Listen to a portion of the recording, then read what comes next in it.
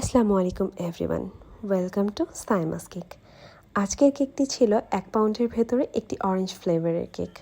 Orange ফ্লেভারের cake সাধারণত আমার পেজের একটি মোস্ট সেলিং কেকের ভেতরে একটা। অরেঞ্জ কেকটা এতটাই রিফ্রেশিং হয় যে কেকটা মুখে দিলেই মনে হয় যে একেবারে রিফ্রেশমেন্ট চলে আসছে।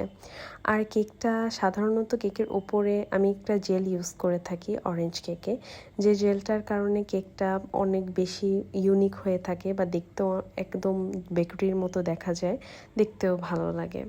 তো আমার এমন একজন ক্লায়েন্ট আছে যে এই অরেঞ্জ কেকটা 50+ পাউন্ড সে নিয়েছে শুধুমাত্র অরেঞ্জ কেক। তো অরেঞ্জ কেকটা এতটাই বেশি সুন্দর।